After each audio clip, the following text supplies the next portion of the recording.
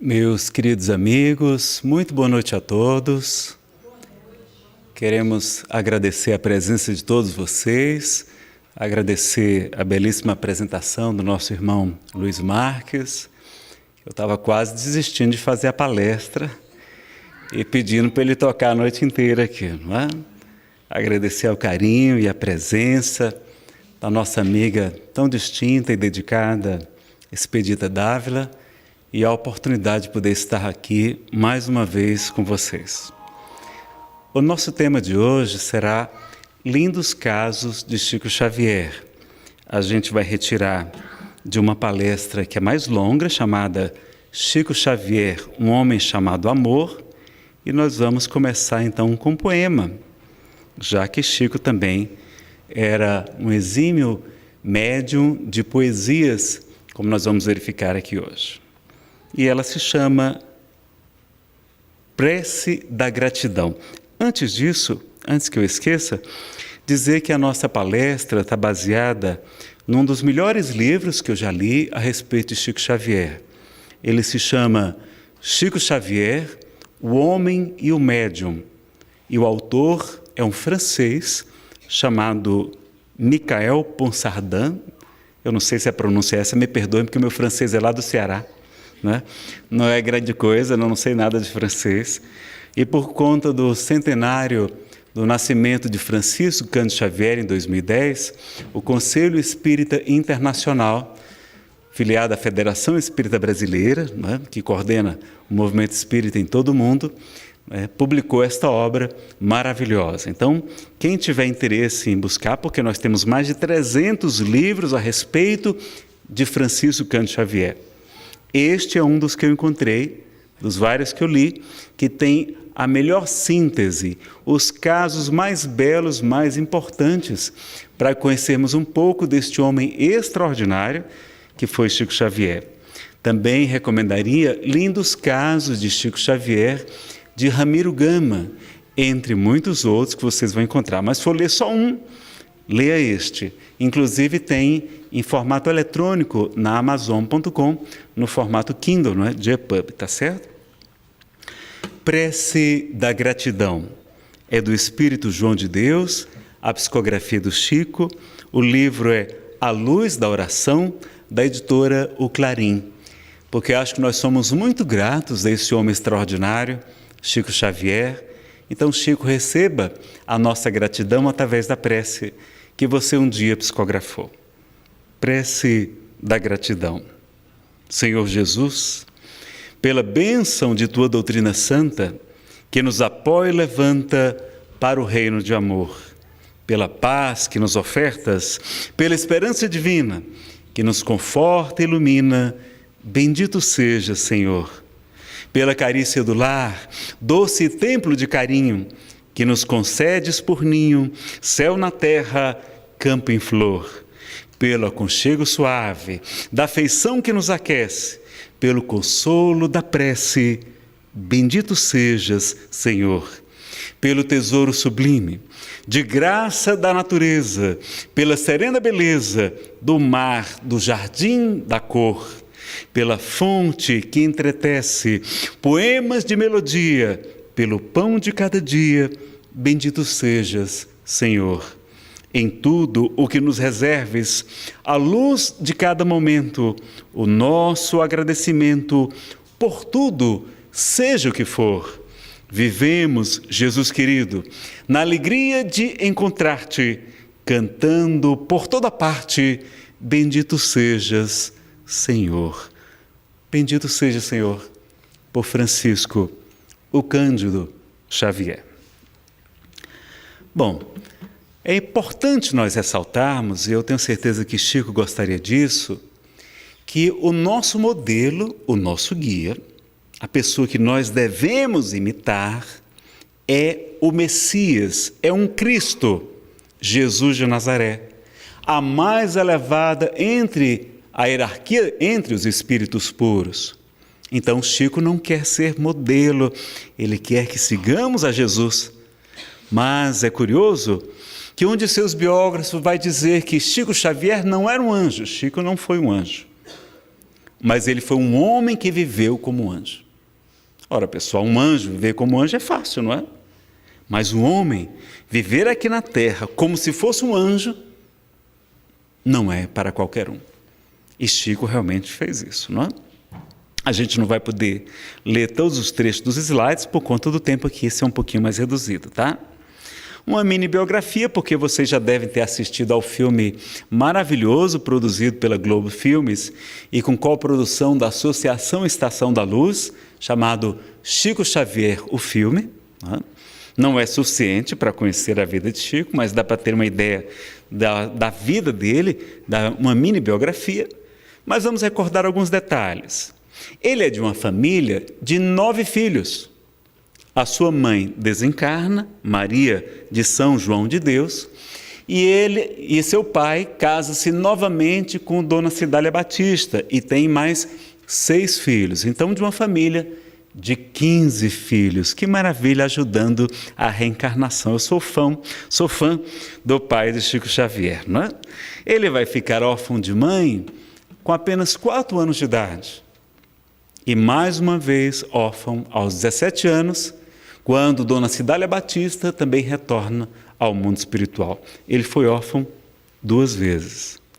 Foi morar, já que no primeiro casamento, quando seu pai fica viúvo, não tinha como cuidar de 9 crianças, ele sai distribuindo seus filhos por vários parentes, primos, tios, padrinhos e madrinhas, e Chico vai morar com Dona Rita de Cássia, sua madrinha, uma mulher extremamente católica, que não era má.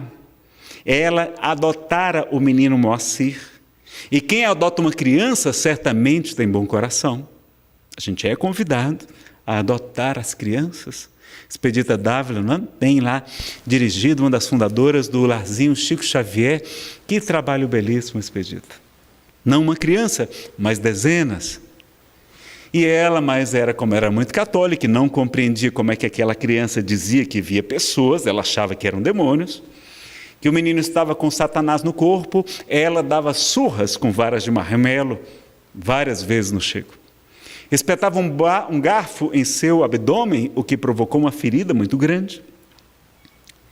E certo dia, como o seu filho adotivo, Moacir, estava com uma ferida no joelho que não sarava, naquela época, na pequena Pedro Leopoldo, em 1914, Chico tinha 4 anos de idade, não havia chegado ainda a penicilina, o antibiótico, nada sarava. Ela então pergunta a uma dessas senhoras que faziam simpatias, e ela vai dizer que se uma criança lambesse a ferida várias noites de sexta-feira, a ferida se curaria. Ela pergunta: Chico serve? Serve. E Chico, coitado, vai correndo ao quintal, onde ele viu o espírito de sua mãe, Maria João de Deus, e vai lá chorar, e ela vai dizer: Chico, meu filho, obedeça a sua madrinha. Mas mamãe, a senhora acha que isto vai curar a ferida? Não, meu filho, mas nós vamos colocar remédio espiritual e ele vai ficar bom. E a sua madrinha vai ficar tão feliz com a sua obediência e com a recuperação de Moacir, que vai tratá-lo muito melhor. Era uma maneira de preservá-lo das surras, para preservar os seus membros, seus braços, para que ele mais tarde pudesse psicografar mais de 500 obras psicografadas, mediúnicas. 500 livros. O número está em 506, da Lavra Mediúnica de Chico Xavier, pela última notícia que eu tive de um de seus biógrafos.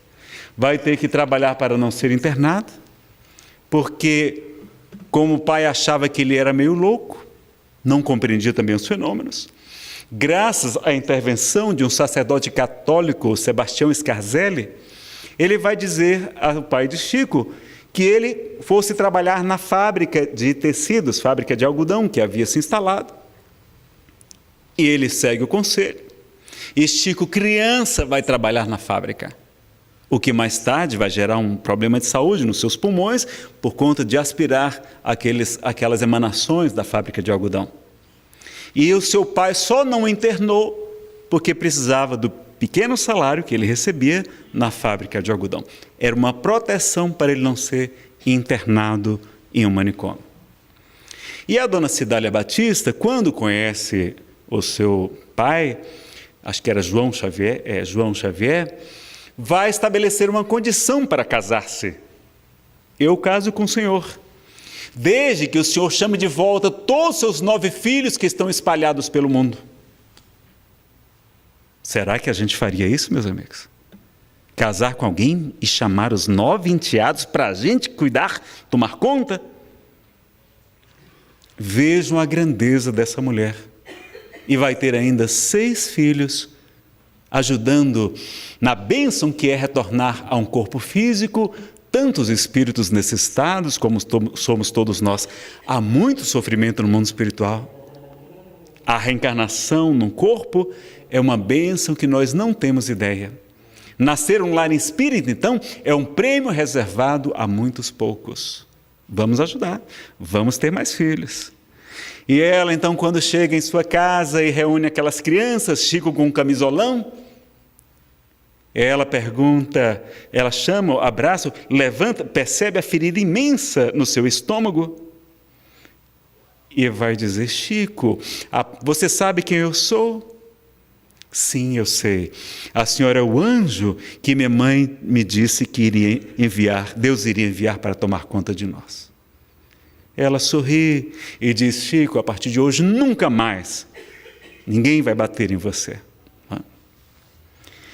E poucos anos depois, então com Chico com 17 anos, ela adoece gravemente, está numa cama, no seu leito de morte, e vai dizer para Chico: sei que vou morrer, meu querido filho, mas antes desejo que me prometas uma coisa, que não permitirás que teus irmãos sejam de novo distribuídos, semeados por aí, entregues a terceiros.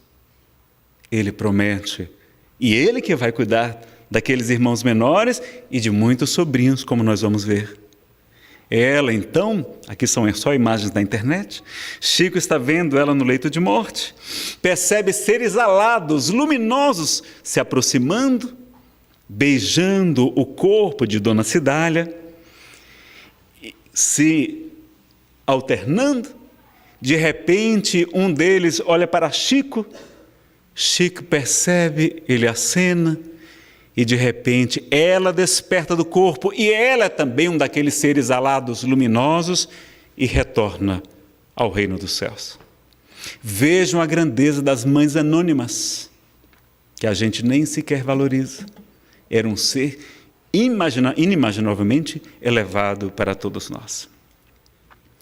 E a primeira reunião mediúnica, quando ele então conhece o casal Perácio, Dona Carmen Perácio, sobretudo, com a sua irmã obsedada, com problema de obsessão grave, vai para lá, ela é atendida, ele começa a frequentar aquela casa e ela pergunta: Chico, você já psicografou alguma vez? Ele não sabia nem o que era psicografar. Mas ela coloca lápis e papel à sua frente e de repente a sua mão começa a mover-se rapidamente e Maria João de Deus, sua mãe, vai psicografar. Chico, meu filho, eis que nos achamos mais juntos novamente. Os livros à nossa frente são 2 tesouros de luz. Estude-os, cumpra os seus deveres e em breve a bondade divina nos permitirá mostrar a você os seus novos caminhos. Eram o Livro dos Espíritos e o Evangelho segundo o Espiritismo, os 2 maiores tesouros literários que eu já pude conhecer, meus amigos. Quem não leu, não perca. Comece hoje ainda, tem aqui na livraria e até na internet você encontra. E acontece aos 21 anos de idade, 1931, o encontro pelo menos o encontro perceptível, com o seu mentor, com o seu orientador espiritual, Emmanuel, que foi Manuel da Nóbrega, o senador Públio Lentulus, senador Públio Sura também, Sura, e Públio Lentulus Cornélios e Públio Lentulus Sura, o seu próprio avô. No livro Há 2000 anos nós temos essas revelações.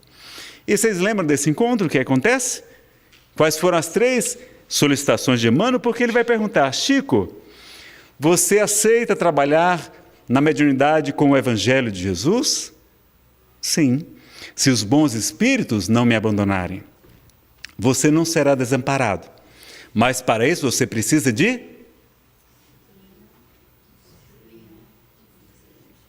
Ninguém discorda?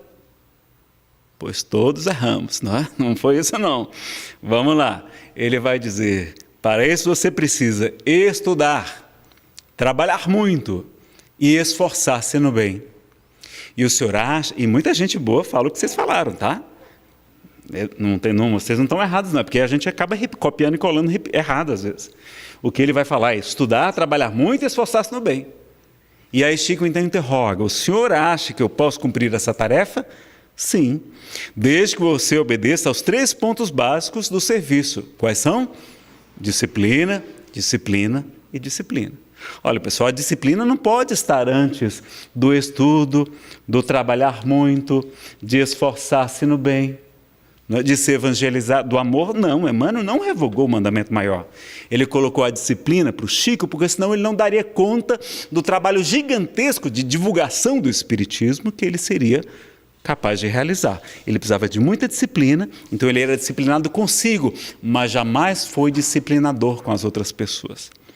Quando perguntaram qual era a matéria que Emmanuel era mais exigente, Chico Xavier vai dizer que a matéria que ele é mais exigente é no trato com os semelhantes. Então Chico tinha que ser sempre bondoso, generoso, gentil, como era com todas as pessoas, né? E Emmanuel então vai dizer, Chico, nós vamos iniciar a nossa tarefa com 30 livros. E aí Chico, que era muito pobre, eles passavam fome, a sua família chegou a passar fome. Teve épocas quando tinha comida de comer arroz com chuchu. E ele pensa assim, meu Deus, eu não tenho dinheiro para comprar nem um lápis.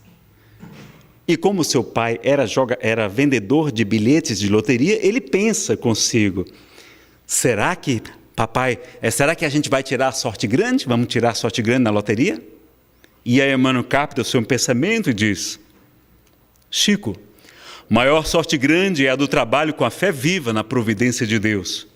Os livros chegarão por fontes através de caminhos inesperados.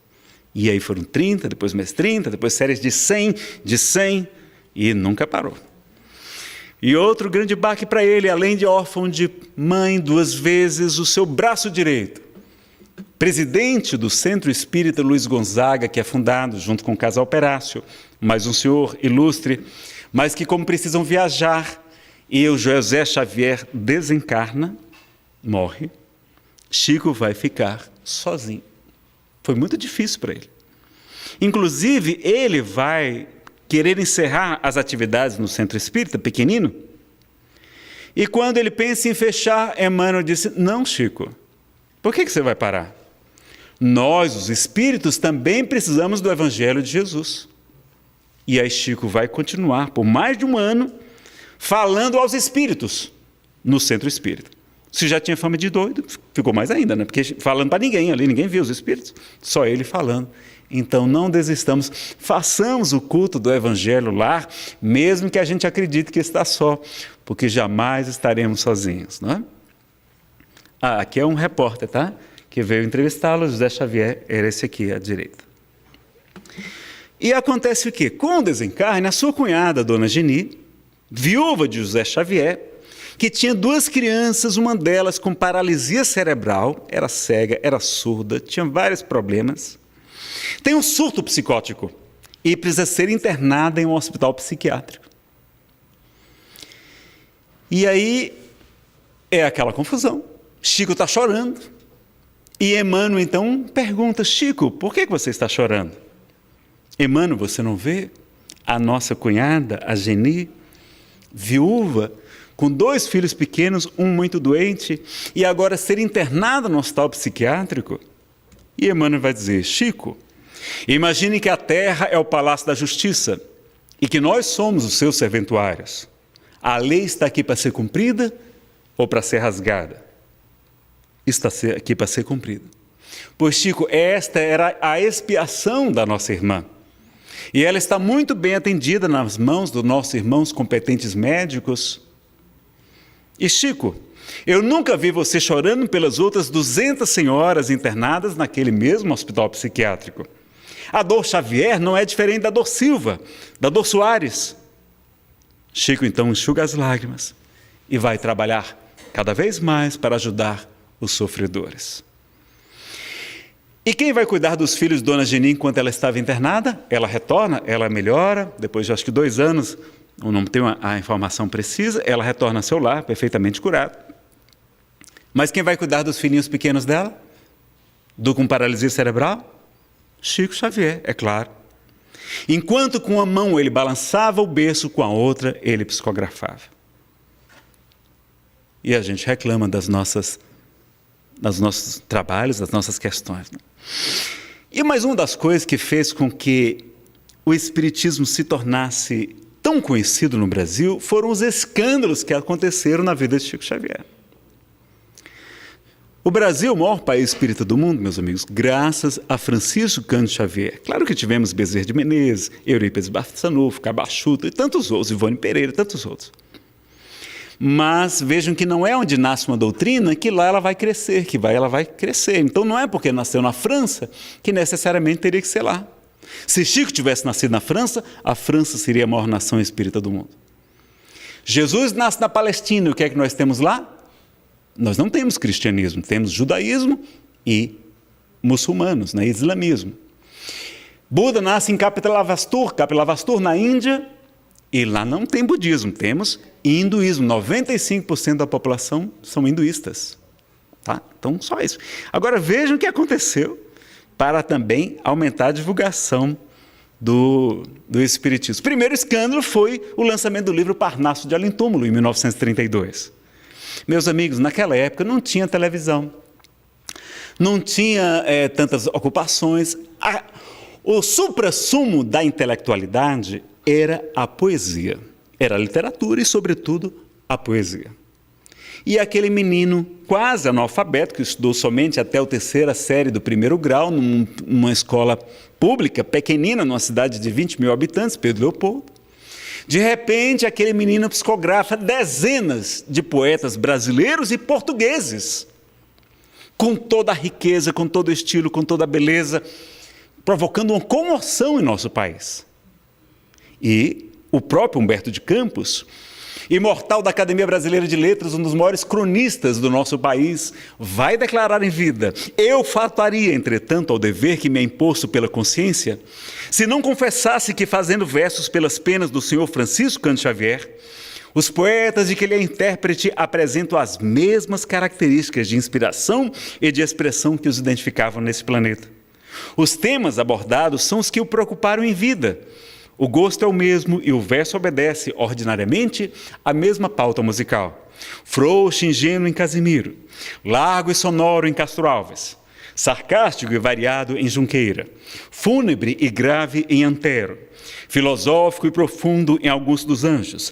Sente-se ao ler em cada um dos autores que veio do outro mundo para cantar neste instante a inclinação do senhor Francisco Cândido Xavier para escrever a maneira de, ou para traduzir o que aqueles altos espíritos sopraram ao seu ouvido. Monteiro Lobato, que vai se tornar espírita, vai dizer que Chico Xavier merecia não uma, mas todas as cadeiras da Academia Brasileira de Letras. É porque não concorre, não é? Merecia certamente vários prêmios Nobel, não é? Prêmios Nobel de literatura. Mas não bastasse isso, o próprio Humberto de Campos desencarna. E 2 anos depois, o que acontece? Vem psicografar através de Chico Xavier. Outro escândalo. E vai trazer obras extraordinárias. Aliás, a obra que mais tocava o coração de Chico Xavier era Boa Nova, de Humberto de Campos. Porque vem falar de Jesus, dos apóstolos, de Maria de Nazaré, de Maria Madalena, Joana de Cusa e tantos outros. Leiam esta obra, é belíssima, trazendo detalhes que não estão nos evangelhos tradicionais. Ele vai dizer que a obra-prima da literatura mediúnica que os espíritos escreveram pelo seu intermédio era Paulo Estevão, mas Boa Nova era que o mais tocava o seu coração. E acontece um escândalo, porque a família do autor, que havia morrido, entra na justiça para receber os direitos autorais, o dinheiro, da venda dos vários livros publicados pela Federação Espírita Brasileira, entram contra a FEB e contra Chico, pedindo os direitos autorais. Aliás, Chico sempre doou em cartório todos os direitos autorais de suas obras. Jamais ficou com um centavo sequer. E aí foi aquele outro escândalo. Porque agora o juiz ia ter que dizer, se o juiz dissesse que era Humberto de Campos que estava psicografando, estava dizendo que era um espírito que existia mesmo. E aí ficou aquela confusão, foi noticiado largamente. Mas veio a sentença dizendo que a obra de um considerado morto não pertence aos seus familiares. E da grande causa, a Federação Brasileira e a Chico Xavier. Então vejam quantos escândalos. Terceiro escândalo, a publicação do livro Nosso Lar, do espírito de um médico carioca, muito famoso. E foi um escândalo no meio espírita também. Porque Chico foi tão atacado, meus amigos. Porque nas obras de Allan Kardec nós temos muitas informações sobre o mundo espiritual. Mas desta vez, André Luiz, como médico e como um verdadeiro repórter do mundo espiritual, vem narrar em detalhes tudo o que aconteceu com a sua morte. O que ele encontrou? Como é que foi a sua passagem nas regiões de sofrimento, chamada umbral? O seu resgate, e começa uma série belíssima chamada série A Vida no Mundo Espiritual, que inicia com o Nosso Lar, né? E vai ter, eu acho que 13 livros, ao todo 13 ou 16 obras extraordinárias para nós lermos e conhecer. Esta virou filme, né? O filme é muito bom, pessoal, eu não faria melhor, mas o filme não consegue retratar nem 1% do que no livro. Temos que ler o livro. Tem audiolivro da Federação Brasileira e tem também radionovela da editora Elevação, da LBV, Legião da Boa Vontade. Comprem e assistam. Não peguem na internet não, que é pirata, tá? Vamos pegar, vamos comprar. Deve ter aqui na livraria. É a capa mais recente do livro Nosso Lar. Leitura obrigatória para todos nós. Quarto escândalo, a armadilha e a surpresa dos jornalistas Davi Nasser e Jean Amazon da revista O Cruzeiro. Era a maior revista de circulação na época. E esses dois repórteres, que queriam desmascarar Chico Xavier, fingem-se de repórteres internacionais. Convidam um amigo para fingir-se de intérprete, eles falavam inglês e francês, e vão lá entrevistar o Chico. E colocam, inclusive, Chico, pedem para ele fazer fotos em posições delicadas, como esta, que foi tirada dentro de uma banheira, querendo fazer uma matéria demonstrando que ele era uma pessoa com problemas mentais, com problemas psiquiátricos, uma pessoa débil. E acham que estão abafando, porque Chico, a princípio, né, parece não saber da história. Mas quando chegam, né, depois que a matéria foi publicada nessa revista, foi um escândalo, meus amigos. No movimento espírita todo mundo ficou chorando. Porque foi constrangedor, realmente, as fotos eram indelicadas. E aí Chico está chorando, etc. Só que acontece um detalhe. Quando o Jean Amazon liga para Davi Nasser, depois de a matéria ter sido publicada, pergunta, Davi, você leu a dedicatória dos livros que nós ganhamos do Chico? Não, nem abri. Abra.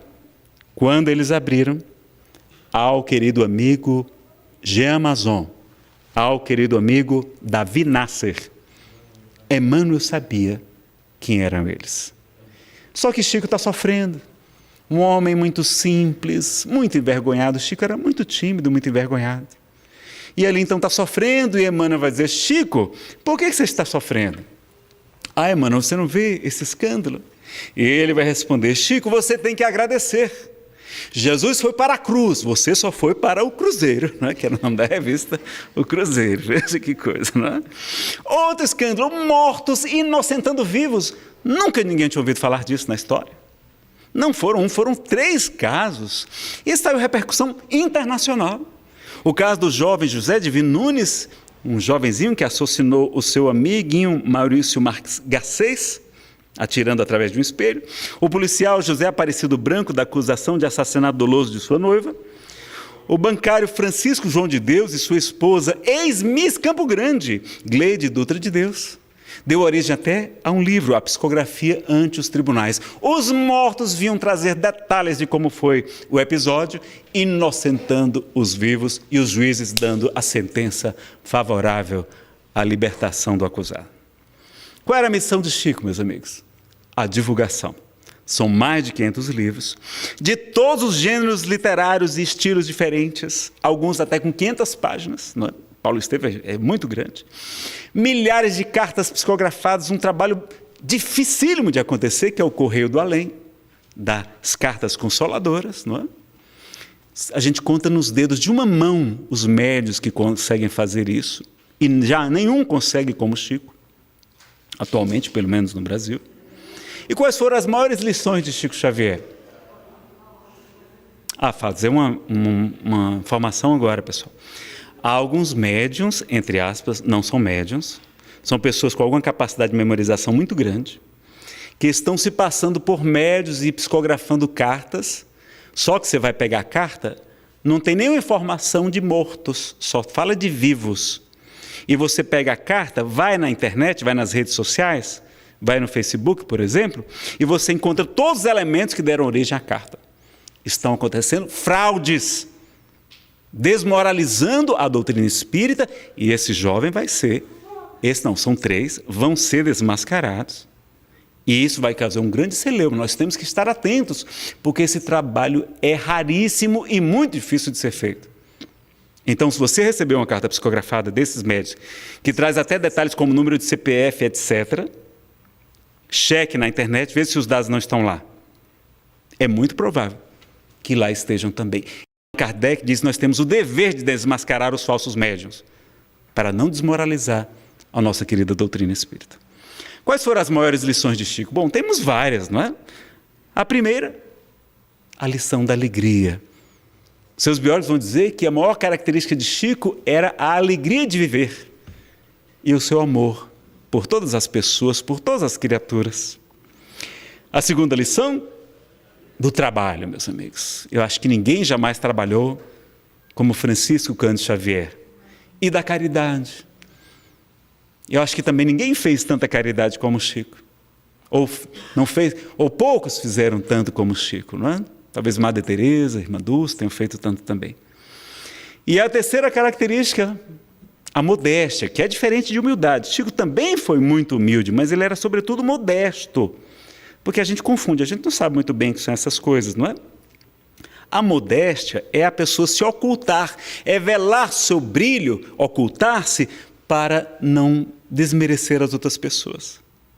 É o contrário da falsa modéstia. Por exemplo, se alguém aqui disser: Nazareno, gostei da sua palestra, você trouxe os lindos casos de Chico Xavier, não é? A gente vai colocar uma mensagem psicografada do Chico no final, etc., poesias. E eu vou dizer: não, minha irmã, que é isso? Eu não valho nada, foi uma desgraça a minha palestra. Mas por dentro pensando: eita, eu arrasei, né?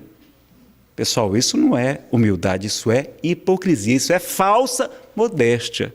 Então, Chico era modesto e também humilde. Eram as duas coisas que é muito raro de acontecer, né? E quantas lições ele vai nos trazer sobre a modéstia e sobre a humildade? Ele dizia, quando alguém vinha elogiar, ele dizia: sou não, minha irmã, sou isso não. Meu nome é Francisco. Se tirar o Fran, fica somente o Cisco. Mas era o cisco de Deus, não é? Era o cisco de Deus. E tem a lição do verme. Um dia ele está dizendo que ele é um verme. E Emmanuel vai dizer: Chico, nós não devemos insultar o verme. Por quê, meu irmão? Olha, porque o verme, ele escava o solo, arejando muito bem. Chico, o verme cumpre muito bem a sua tarefa, e não somos todos nós que cumprimos os nossos deveres tão bem quanto o verme desincumbe-se de sua missão.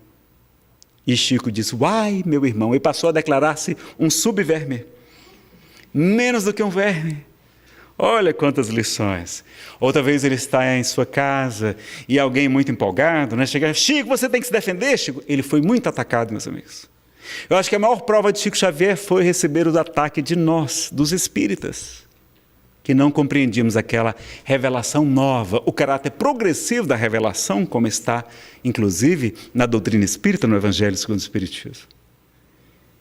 E ele está lá e a pessoa chega: Chico, você tem que se defender, você tem que falar a verdade deve ser dita, doa em quem doer, Chico. E o Espírito Maria João de Deus, sua mãe, pega um lápis e psicografa a fórmula para se encontrar a felicidade com esplendor. É uma gota de verdade dentro de 1 litro de amor. Vamos aprender? A fórmula para se encontrar a felicidade com esplendor é uma gota de verdade dentro de 1 litro de amor. Chico jamais se defendeu. E quando iam defendê-lo, ele pedia que não. Doenças que ele teve, algumas só para vocês não ficarem depressivos, tá? Estrabismo na vista, né? Nasce com problema de estrabismo. Deslocamento do cristalino aos 21 anos de idade, vai ficar praticamente cego de um dos olhos e com muitas dores. Labirintite crônica, 2 infartos do miocárdio, angina pectoris, 2 pneumonias graves, teve que ser internado em hospital, uremia, problemas na próstata, hérnia, vamos parar por aqui, não é? E nunca deixou de trabalhar por causa das enfermidades. E a gente fica gripado e falta o trabalho na casa espírita, não é? Apesar que a gripe tem que ficar atento agora com ela, não é? É bom evitar o contágio. E as faculdades mediúnicas que Chico trouxe, né? E também faculdades anímicas da própria alma, porque ele tinha várias, não só mediúnicas. Vidência, via, e audiência, ouvia os espíritos. A telepatia, ele conseguia ler o pensamento das pessoas.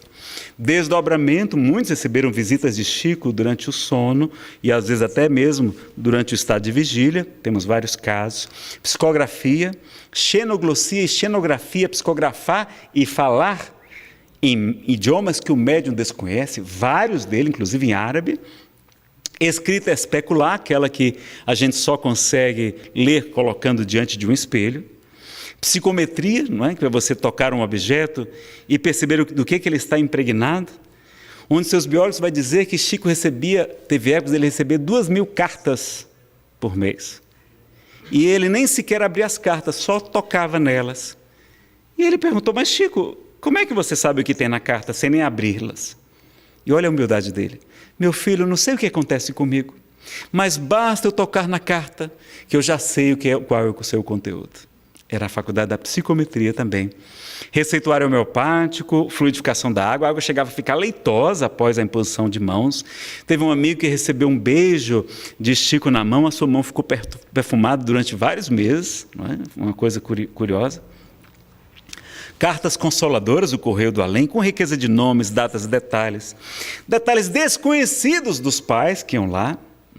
A assinatura, alguns casos, na assinatura idêntica, dava para ir reconhecer em cartório. Aqueles casos lá que foram inocentados, a assinatura era igual mesmo, podia reconhecer em cartório. No livro A Vida Triunfa, nós temos uma coletânea, uma pesquisa muito interessante sobre esse assunto. Teve um caso que uma senhora chegou muito triste, chorando muito porque houvera perdido um filho. Ela vai chegar, abraçá-lo e ele vai chorar junto com ela. Choram demoradamente, porque tem horas, meus amigos, que não há nada a dizer. E quando ela sai, ela vai dizer que nunca se sentiu tão consolada como naquele dia. Então, mais uma vez o lembrete aqui, cuidado com esses médiuns de redes sociais, né? Porque são fraudes e estão ganhando dinheiro vendendo livros nas suas apresentações. Tá? Mediunidade de cura, Chico também promoveu várias curas. Um caso muito conhecido foi a cura da tuberculose de Martins Peralva, um grande trabalhador espírita. Só que Chico sempre despistava. Ele dizia, não contem a ninguém o que vocês viram aqui, pois se começar a vir muita gente, o serviço do livro ficará prejudicado. A sua missão era o livro, era divulgação. E até materializações. Ele conheceu Francisco Peixoto Lins, o Peixotinho, pesquisou junto com Valdo Vieira outras médias, inclusive uma encontrada em fraude, né? Foi outro escândalo também que aconteceu na vida deles. Eles estavam pesquisando essa médium, mas ela teve realmente episódios de fraude. Mas um dia, quando eles estão ali participando daquelas sessões em que o Chico ficava muito suado, muito cansado, ficava extenuado, né? Ele ficava preso numa cabine e lá naquele local completamente escuro, os espíritos iluminavam o ambiente com a sua própria luz. Arnaldo Vasconcelos, um de seus amigos e biógrafos, vai dizer também que um espírito de 1,90 m chega com um achote de luz. Era Emmanuel, vai dizer, amigos, a materialização é fenômeno que pode deslumbrar alguns companheiros e até beneficiá-los com a cura física. Todavia, o livro é chuva que fertiliza lavouras imensas, alcançando milhões de almas. Rogo aos amigos a suspensão, a partir deste momento, destas reuniões. Ele queria preservar o médium para não prejudicar a tarefa da psicografia, da divulgação, porque foi o maior divulgador do espiritismo no planeta foi Chico Xavier. Kardec foi um grande divulgador também, teve que organizar primeiro, publicou as obras básicas e tantas outras, e tinha a Revista Espírita, todos os meses este homem publicava sem cessar, durante 12 anos, a Revista Espírita, um grande divulgador, né? Paulo de Tarso, outro grande divulgador, Jesus, o grande divulgador do Evangelho, etc. Francisco de Assis e tantos outros. A missão da divulgação da Boa Nova deve ser uma missão muito importante em nossas vidas, não é? E quando perguntaram, Chico, quais são os remédios contra a obsessão? Ele vai dizer que o primeiro e o mais importante é o estudo das obras de Allan Kardec. Em outra oportunidade, ele vai dizer que o primeiro é a oração pela qual nos lembramos de Deus. E o segundo é o serviço, é o trabalho pela qual nos esquecemos de nós, né? E prêmios que ele ganhou: cidadão honorário de várias cidades, indicado ao Prêmio Nobel da Paz em 1981, com 10 milhões de assinaturas. Quem ganhou foi uma organização internacional que fazia um trabalho belíssimo, ele ficou muito feliz. Ele, nós não ganhamos o Prêmio da Paz, mas ficamos com a paz do prêmio. Foi chamado o Mineiro do Século, né? Uma campanha muito divulgada, várias delas aqui foram até em cadeias de televisão nacionais, em revistas de grande circulação. Ele foi eleito o Mineiro do Século, o maior brasileiro da história e o maior brasileiro de todos os tempos, inclusive concorrendo com todos os outros grandes brasileiros do nosso país, Santos Dumont, Irmã Dulce, Pelé, não é? Juscelino Kubitschek, grandes personalidades de Minas e de outros lugares do nosso Brasil. A sua desencarnação, até na hora de morrer, ele foi caridoso. Ele sabia o dia e a hora que ia desencarnar, porque ele vai pedir a Jesus que só desencarnasse no momento que o Brasil estivesse muito feliz, para que ninguém sofresse com a sua partida. E no dia 30 de junho de 2002, logo após a seleção brasileira ganhar o pentacampeonato mundial de futebol, a Copa do Mundo, sai a notícia nos jornais de que o médium Francisco Cândido Xavier havia desencarnado. Ele preparou-se para não dar trabalho aos amigos, já estava com a roupa, com o terno, tinha mandado fazer a barba, preparou-se, sabia a hora e o momento em que iria despedir-se da terra para retornar ao mundo espiritual. Aqui nós já falamos, estamos com um pouquinho de tempo, né? Vamos correr aqui. Essa foto é muito curiosa. Um expositor muito querido de Fortaleza, já desencarnado, Vanderlei Pereira, um jornalista muito querido, apresentou certa vez essa foto em uma das suas palestras. E aí Chico está sorrindo e está tomando um café. O que foi? O Chico gostava de tomar café? Não, tem um detalhe. Essa fotografia foi tirada às 5 horas da manhã, depois de atender por várias horas a multidão de sofredores. E Chico Xavier está sorrindo. Era o contentamento em servir, meus amigos. A alegria de servir. Não é para todos, não é? E ele, então, quando perguntavam como é que ele fazia para dormir tão pouco, ele brincava, dizia que estava treinando insônia, não é? Então vamos treinar a insônia um pouquinho, trabalhar um pouco mais, estudar um pouco mais, ajudar os nossos irmãos. Alegria e desejo. Qual era a sua maior alegria? Quem sabe qual foi a maior alegria? Qual era a maior alegria de Chico Xavier? Ser médium. Olha, tantos amigos com essa faculdade extraordinária fugindo da mediunidade. Esse tesouro que é capaz de levar consolo a tantos corações, a socorrer a tantos irmãos necessitados, desencarnados e os encarnados também que sofrem as obsessões, sobretudo. E o seu maior desejo? Ajudar gestantes carentes em uma cidade que ninguém o conhecesse. Olha a importância da reencarnação. Ele queria estar numa cidade que ele não fosse famoso, que todo mundo, né, não fosse uma pessoa conhecida para não assediá-lo, e ele cuidasse exclusivamente das mãezinhas solteiras, das mãezinhas carentes, das gestantes, impedindo o aborto. Que ele várias vezes declarou que os espíritos falavam dos graves problemas do aborto. Inclusive sobre a legalização do aborto. Perguntaram a Emmanuel no livro Entender Conversando, perguntando sobre a criação de uma lei em nosso país que viesse a legalizar o aborto. E Emmanuel vai dizer, o aborto é sempre lamentável. Vou fazer um resumo rápido aqui. E ele vai dizer, não é, que se uma lei dessas já tivesse sido publicada no início ou no meio do século, muitos de nós não teríamos nascido, teríamos sido abortados. Então o Espiritismo é contra o aborto e é também contra a legalização do aborto. Não sejam levados pelas mentiras que são divulgadas por fundações, instituições que têm interesses financeiros para legalizar o aborto, inclusive no nosso país. Isso é o momento mais importante. Qual foi o momento mais importante da sua vida? Maíse Braga, a expositora querida daqui da Comunhão, já nos contou. Vocês lembram? Ele vai dizer que está saindo de casa para pegar o ônibus, já está na parada, o ônibus já está bem pertinho. Ele tinha um compromisso muito importante. Há duas versões da história. Uma vai dizer que ele tinha que se apresentar em um recrutamento, uma seleção de pessoas para ganhar 3 vezes mais do que o seu salário atual, que era muito pouco. Ou a outra versão também, nós vamos ficar com essa.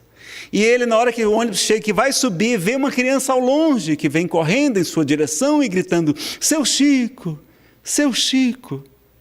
E ele então pensa, mas não titubeia.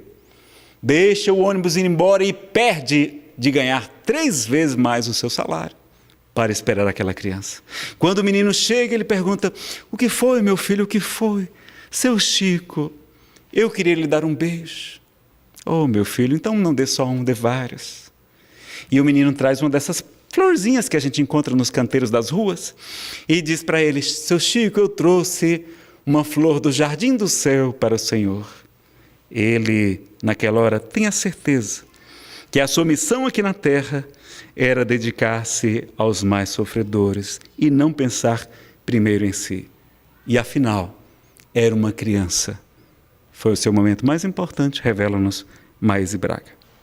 Alguns casos, rapidinho, o seu amor aos animais. Chico dizia que ele estava mais aqui na terra por causa dos animais, porque ele estava mais para o lado de lá do que para o lado de cá. E ele tinha tanto carinho pelos bichinhos, ele teve cachorrinhos, gatinhos, até coelhinhos. Foram famosos o cãozinho Brinquinho, o cachorrinho Negrito, o cão Lorde, a cadela Boneca, vários, não é? Ele vai ter um grande amor, um grande carinho pelos animais. Alguns casos engraçados. Deixa eu ver aqui um que eu vou contar para vocês. Vou ter que escolher alguns aqui. O assaltado diferente eu já falei para vocês aqui, não já? Eu acho que eu já falo esse aqui. Esse é muito importante. Esse é bom porque nosso Brasil está vivendo um momento ainda de muita violência, não é? Nós estamos vendo ainda muitos espíritos atrasados reencarnando no planeta, talvez como última oportunidade nesta época da transição planetária, que André Luiz diz que é necessário limpar os umbrais da Terra para que ela avance para a condição de mundo regenerador ou mundo de regeneração. E vai acontecer um caso muito curioso. Ninguém sabe quem era o assaltado. Era um senhor idoso, ele estava na sua casa, era de madrugada, 2 horas da manhã, um ladrão pulou o muro com um revólver e apontou para ele e disse, olha, o senhor passa tudo que o senhor tiver. Ele disse, calma, meu filho, eu sou cristão, eu sou uma pessoa idosa, eu não tenho armas, não vale a pena ter armas em casa, meus amigos. Eu sou policial federal, sou papiloscopista, eu não tenho arma em casa. E lá no trabalho numa atividade que não precisa de arma, na assessoria jurídica, lá do Instituto Nacional de Identificação. Não vale a pena. Tá? Tem pesquisas mostrando isso claramente. E aí, ele vai dizer, olha, calma, não tenho arma, eu sou uma pessoa idosa, é dinheiro que o senhor quer? É, sim, é dinheiro. Pois olha, ali no meu criado mudo, na primeira gaveta, o senhor vai encontrar um envelope. Dentro dele estão R$170, o senhor pode pegar. O ladrão vai até lá. Ele, não é esse envelope não, esse é um meus exames, é o envelope de baixo. Agora conte. Tá certo. Olha, eu estou olhando para o senhor é mais forte do que eu ganho muitas coisas. E tem 2 camisas que não me servem, o senhor não gostaria de levar também, não? Levo. Olha, e também tem 2 calças novinhas, eu acho que vão dar certinho para o senhor. Também quero. 2 cuecas na caixa, também. E aí pega ali as coisas. Né? E o senhor não está com fome, não? Estou. Olha, sobrou um restinho de janta. Tem um pouquinho de arroz, de feijão, um pedacinho de carne, tem um pouquinho de suco. Se o senhor quiser, eu esquento rapidinho para o senhor comer. Tá, eu quero. Aí ele esquentou. Daqui a pouco estava na mesa ali com o ladrão com o revólver em cima da mesa. E ele começa a conversar. E o senhor tem filhos? Tenho 2. Olha, eu ganho muita coisa. Eu tenho aí arroz, farinha, açúcar, feijão. O senhor não quer que eu monte uma cesta básica para o senhor levar para seus filhos, não? Eu quero. Aí depois que o ladrão já tinha comido, quando já terminando, já cheio de sacola, cheio de pacote, cesta básica, né? E como é que o senhor vai sair daqui? Ó, do mesmo jeito que eu entrei, vou pular um muro. Não faça isso não, pelo amor de Deus. São 2 horas da manhã, se o senhor pular o muro, vão pensar que o senhor é um ladrão. Tome aqui a chave da casa. O senhor sai com a chave, os vizinhos vão ver que o senhor está com a chave. Depois que o senhor passar, o senhor joga por cima do muro ou por debaixo da porta. Meus amigos, o nome do ladrão ninguém sabe até hoje, mas o assaltado se chama Francisco Cândido Xavier. Dinheiro, calças, cuecas, janta, refrigerante, cesta básica e até as chaves para não precisar pular o muro. Mas a regra não é de Chico, é de Jesus. Está lá há 2000 anos no Evangelho. Se alguém te pedir a capa, dá também a túnica. Se alguém te pedir para andar 1000 passos, anda 2000. Se alguém te pedir se bater na face esquerda, oferece também à direita. Jesus já nos ensina isso há 2000 anos. É para fazer propaganda do Fraternidade Sem Fronteiras.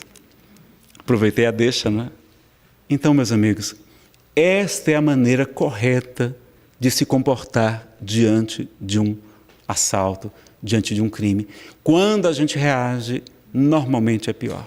99, eu tenho colegas de trabalho, amigos queridos, em São Paulo, não foi nem no Rio, que, porque estavam com a arma no carro, policiais treinados, chegam 2 bandidos ao lado, um do lado do motorista, outro do lado da esposa.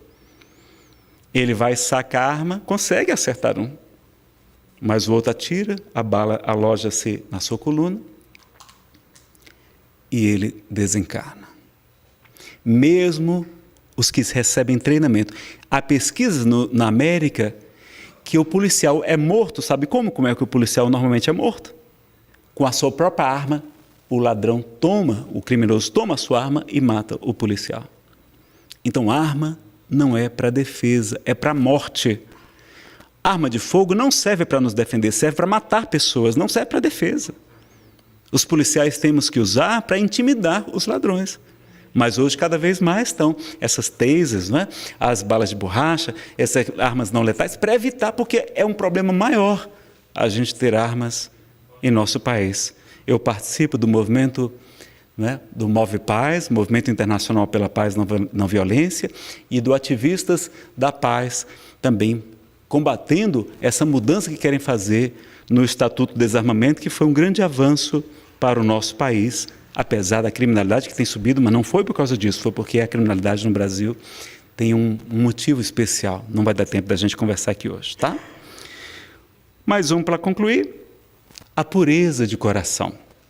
Chico Xavier, certa vez, está sentado numa cadeira e alguém querendo constrangê-lo, como fizeram uma vez, né, levá-lo para um prostíbulo, naquele tempo antigo, para os homens se iniciarem sexualmente, se levavam a um prostíbulo, a um bordel. Quando chega lá, Chico, ele é reconhecido por aquelas irmãs, e elas, o senhor é Chico Xavier, sou minha irmã. A gente pode fazer um evangelho aqui? Elas podemos, e fecham o bordel naquela noite. E acontece pela primeira vez, e eu acho que única, um culto do evangelho no lar dentro de um prostíbulo. Porque quando o espírito entra num bar, ele se torna um lar, ensina o próprio Chico. Né? Ele trabalhou em bar também. E outra vez ele está sentado numa poltrona, e alguém querendo também constrangê-lo, pega essas revistas chamadas masculinas, mas não são masculinas, são revistas de pornografia, de moças sem roupa, né? E coloca a revista completamente aberta diante de Chico. E o que é que ele faz? Fica ali surpreso, folheando, né, admirado. Quando termina, ele devolve e diz assim: meu filho, tudo que Deus faz é lindo, não é? Tudo que Deus faz é lindo. Veja alguém que é puro de coração, mas não é puritano, o que é diferente. Se fosse um de nós, que é isso, eu sou trabalhador da Comunhão Espírita de Brasília, tira isso aqui de longe de mim, de perto de mim, e louco para ver as moças sem roupa mesmo, não? Mas não, Chico conseguia ver bondade, beleza, em tudo que é criação do nosso Pai. Para a gente, então, concluir, um videozinho. Aqui é o livro citado, né? Tinha mais casos para a gente contar. E a gente vai pedir para o Chico fazer a nossa prece, pode ser? Então vamos lá, uma prece chamada Prece do Servidor, é do Espírito Emmanuel, pela psicografia do Chico. Vocês encontram no YouTube, tem no meu canal, tá? Basta procurar homenagem a Chico Xavier, Prece do Servidor. Precisa de áudio aqui no computador, tá? Ele foi apresentado em homenagem a Chico durante o primeiro Congresso de Medicina e Espiritualidade em Washington, nos Estados Unidos, em 2006. Por isso que tem legendas em inglês, tá? Não precisa fechar os olhos, porque tem imagens muito bonitas desse vídeo de Chico. Pedro Leopoldo, 2 de abril de 1910, reencarna Francisco de Paula Cândido, mais tarde Francisco Cândido Xavier. Uma família de 15 crianças, pobre, mulato, só estudou até a 3ª série.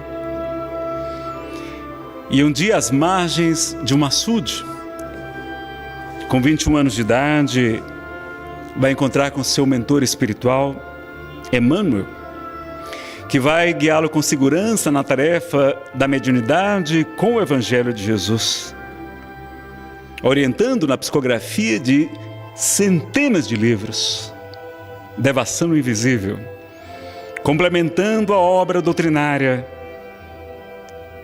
cuja base está em Allan Kardec, trazendo romances, poemas, cartas consoladoras, literatura infantil, todos os tipos literários, levando a caridade, levando o Evangelho para junto do povo, às margens do abacateiro e em todos os momentos, levando consolo para milhares de mãezinhas com suas cartas psicografadas. E ele vai trazer agora a prece do servidor, de autoria do Espírito Emmanuel, na sua própria voz.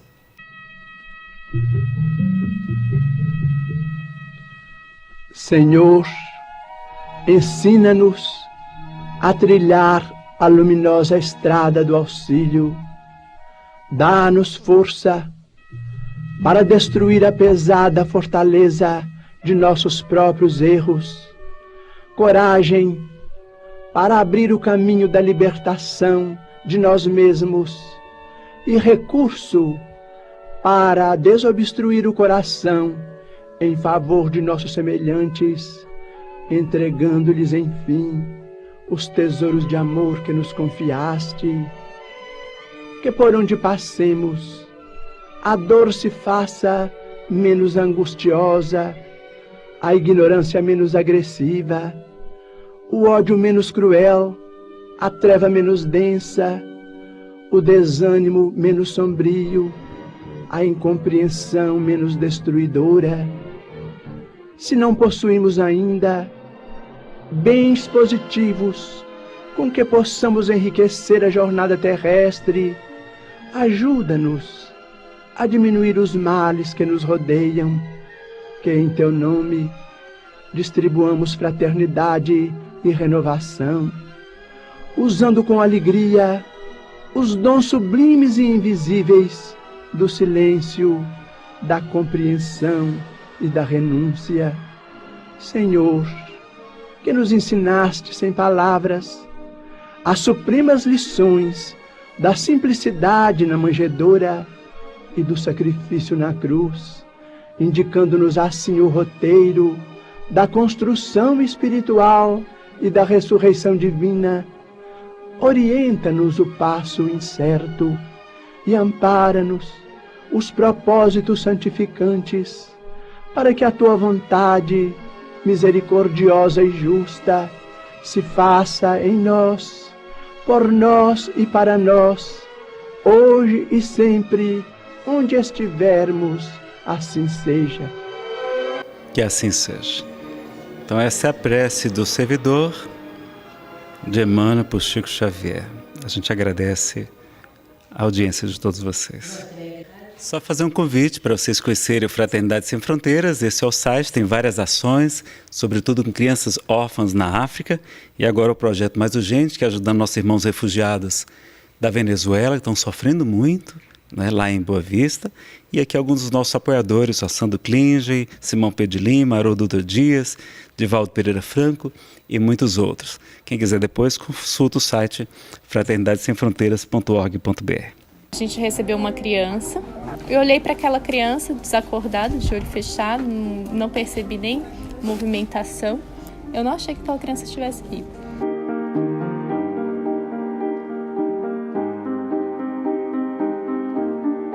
A gente trouxe ele, né, para a nossa enfermariazinha aqui na clínica e a gente começou às pressas assim, a tirar a roupa para poder olhar, para ver como é que ele estava.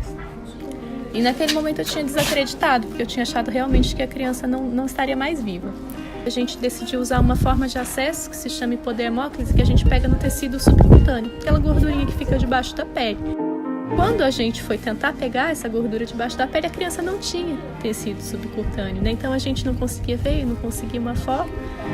Aí a gente foi examinando a criança, a gente conseguiu achar uma área na perninha dela, que tivesse um pouco ali de tecido. E aí a gente conseguiu infundir uma quantidade, a criança começou a reagir, começou a chorar, daí já começou a esboçar dor. O momento mais emocionante foi quando ele conseguiu comer, porque de uma criança que chegou desacordada para ver ele acordar, chorar, brincar, fazer xixi e finalmente conseguir se recuperar a ponto de pegar uma papinha e conseguir comer, conseguir mastigar, conseguir ficar buscando a sua mãe ali, brincando. Então foi um momento muito emocionante.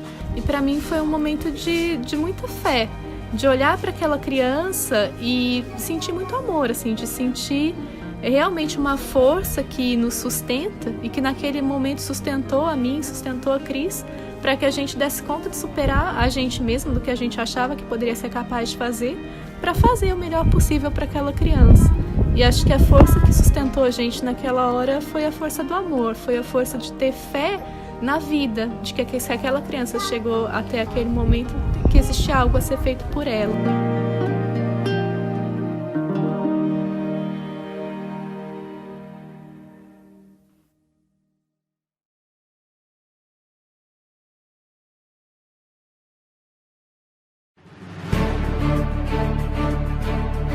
Um pouquinho de cada um e um ano inteiro de realizações.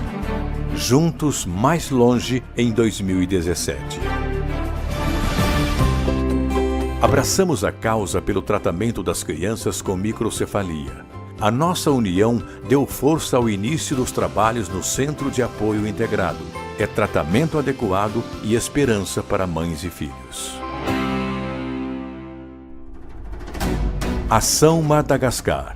Chegamos ao sul da ilha e, comovidos com a realidade, iniciamos o trabalho humanitário. Em Nós e Fale, apoiamos a ampliação da escola Danilo Farias. Em Ambovombê, abrimos a primeira unidade e acolhemos as criancinhas que viviam nas ruas da cidade sem estudar. Confeccionamos pastas, uniformes, compramos material escolar e matriculamos 357 crianças na escola. Em Ambovombê, construímos o Campo da Paz. A obra do segundo centro de acolhimento uniu a comunidade, voluntários e trabalhadores locais. Na estrutura simples e ampla, incluindo um centro de atendimento médico e farmácia, passamos a atender 2.500 pessoas. Elas têm acesso à água limpa, tomam banho, escovam os dentes, alimentam-se e lavam as roupas. Realizamos as primeiras caravanas de voluntários a Madagascar. Levamos atendimento médico, orientação à higiene e toda a atenção em trocas cheias de aprendizado e afeto. Em uma mobilização contagiante, a fraternidade atravessou o mar. Lotamos um container de roupinhas, calçados e um consultório odontológico. Alegria aos corações que doaram e receberam. E um novo sonho ganhou asa. Em Ambovombê, vamos construir a cidade da fraternidade. Ganhamos o terreno, lançamos a campanha e, unindo corações, vamos construir 100 moradias. Em volta delas, área para cultivo sustentável, armazenamento de produção, oficinas de trabalho, escola, posto médico, espaço de convivência e lavanderia coletiva. Um ano em Madagascar, muitos passos de fraternidade. A ilha com mais vida e a vida com mais esperança. Esperança também no Senegal. No orfanato Chemin du Futur, iniciamos o trabalho pela autossustentação do projeto com a implantação de uma granja. É oportunidade também para os adolescentes e jovens aprenderem o ofício da avicultura. É formação do presente, preparando para o futuro.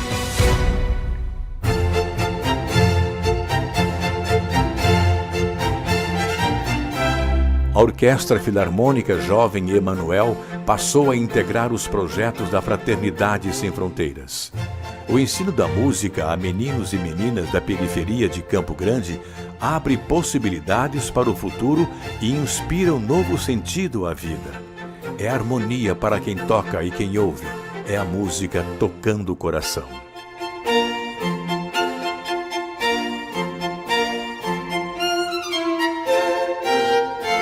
É tempo de acolher. Em 2017, a Fraternidade foi à fronteira do Brasil com a Venezuela. Conheceu a realidade dos imigrantes que tentam vencer a pior crise humanitária do país. Confiantes na solidariedade do povo brasileiro e com o apoio de voluntários e empresários locais, construímos e inauguramos em Boa Vista o Centro de Acolhimento. O que se vê no dia a dia é uma comunidade unida e disposta a oferecer o melhor de si para recomeçar. Em Moçambique, ao longo de todo o ano, semeamos. Voluntários transferiram conhecimento com o vigor do coração. Ensinamos os filhos de agricultores a plantar, aproveitando o que de bom e em fartura a natureza dá. Envolvemos os pais e, por meio de diversas atividades, educamos as crianças para o respeito e cuidado com o meio ambiente. Foram dias de plantar e colher o bem que cada um pode compartilhar. E foi essa a vontade que deu vida a vários projetos de formação para os jovens. O Ana Watico, Sonhar Sem Fronteiras, Flauta Doce, a Arte do Batique, o artesanato, corte e costura, que recebeu o prêmio de projeto inovador e levou o talento dos jovens para o Moçambique Fashion Week. Vamos ver este desfile que é realmente especial da Fraternidade Sem Fronteiras.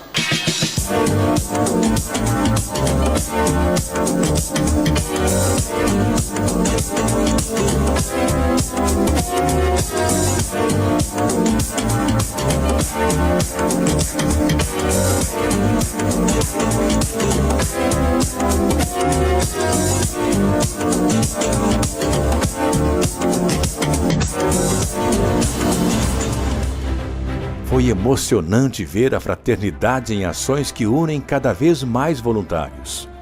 Cadernos para a África, na 3ª edição. O Garrafas ao Mar, ainda em fase piloto, unindo estudantes do Brasil e da África. Mãos de artesãs divulgando a causa com ternura, a sensibilidade criando novos produtos de fraternidade. Em várias cidades do Brasil e do exterior, bazares, eventos, a mensagem mais longe. 2017 foi o ano do primeiro encontro da Fraternidade Sem Fronteiras. Um encontro de religiões, de culturas, de corações que se reconhecem como irmãos e compartilham do profundo desejo de ajudar a construir um mundo melhor. Um ano de trabalho fraterno e sentida gratidão. Pela segunda vez, a Fraternidade Sem Fronteiras recebe o troféu Você e a Paz, na categoria Instituição que realiza. Somos um movimento de amor realizando uma obra coletiva. E tudo o que estamos fazendo é resultado do esforço e da contribuição de milhares de corações que se sensibilizam com a dor do outro e querem dar ao mundo sua cota de amor. Feliz seja o seu coração em realizar o que é bom. Feliz 2018 de Fraternidade Sem Fronteiras para você e para todo mundo.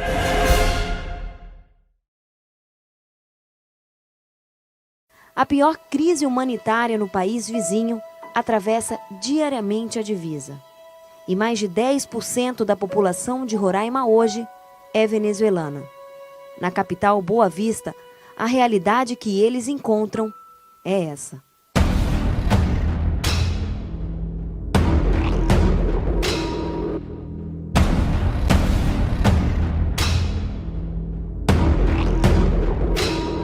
La situación que tenemos en nuestro país es, estamos pasando momentos difíciles.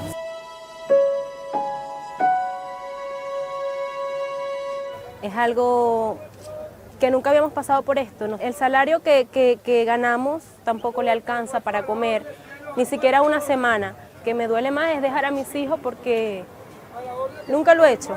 Brasil es uno de los países, de los pocos países que nos están tendiendo la mano a nosotros, saben la necesidad que tenemos. Noche cuando yo me acuesto y lo que me pongo es a llorar, ver a mis hijos así durmiendo en el piso, cuando así como un día de hoy que no tengo para darle de qué comer. Pero para uno, el ser humano, que sus hijos se acuesten muertos de hambre. Em 2017, a fraternidade foi à fronteira do Brasil com a Venezuela. Conheceu a realidade dos imigrantes que tentam vencer a pior crise humanitária do país. Confiantes na solidariedade do povo brasileiro e com o apoio de voluntários e empresários locais, construímos e inauguramos em Boa Vista o Centro de Acolhimento. O que se vê no dia a dia é uma comunidade unida e disposta a oferecer o melhor de si para recomeçar. Maravilha, nosso sonho.